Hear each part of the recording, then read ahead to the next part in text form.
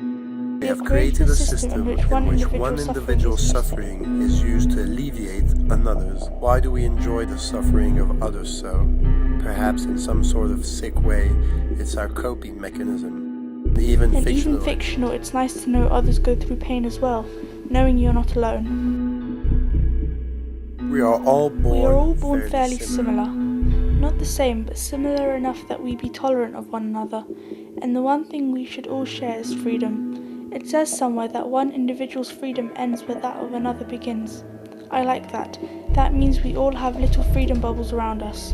The size of each bubble is determined by ego and its strength by psychological fortitude. We can share our freedom with others, even merge with them. We can bounce away from people we don't like. We can even try to expand our bubbles if we think we need a little more freedom. Too many seek to appropriate others' freedoms. We must learn to exist together, gravitate around one another. We must cease trying to control others. But too many aspire to increase their bubble to unreasonable sizes, thereby crushing others and their freedoms. We are all prisoners in this world. Some of us because we fear the loss of our things and habits, and some of us because we have nothing to lose, prisoners by lack.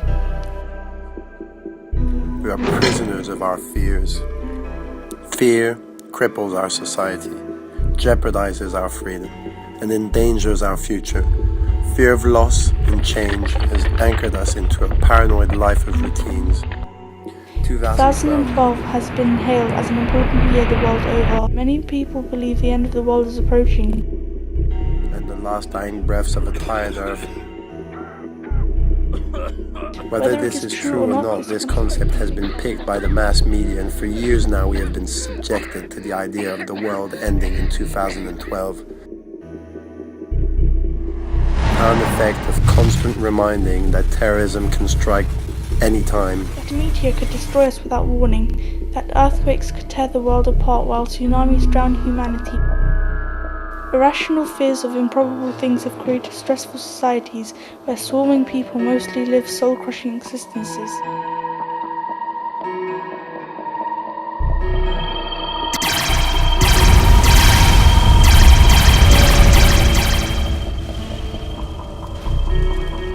And that war is imminent always.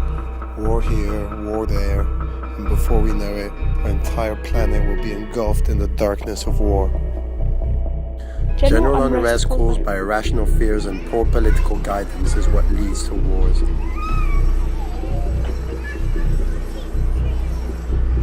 The ongoing economical hardships, the ever-present fear of crime and terrorism, the faraway wars getting ever closer.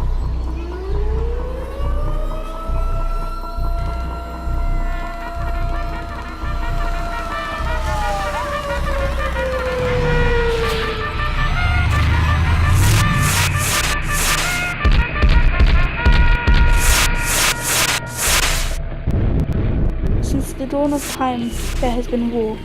In the minds of every man, woman and child, the idea of war is clear. I've heard some people say war is coming, but they are wrong. War is already here. It's always here. When faced with extinction, every alternative should be preferable.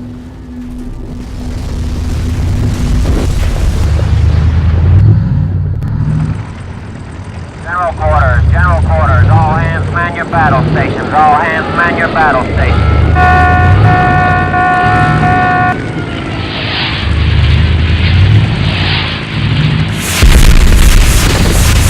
5, 4, 3, 2, 1, fire!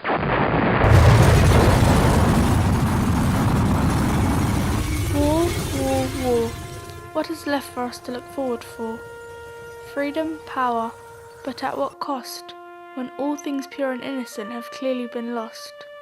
The growth of technology, what will be next? The growth of war, with varying context. 2012 will harbour great change, which for our future to some will be strange. Yet the only thing for us left to do is hope until the end and have faith we'll make it through.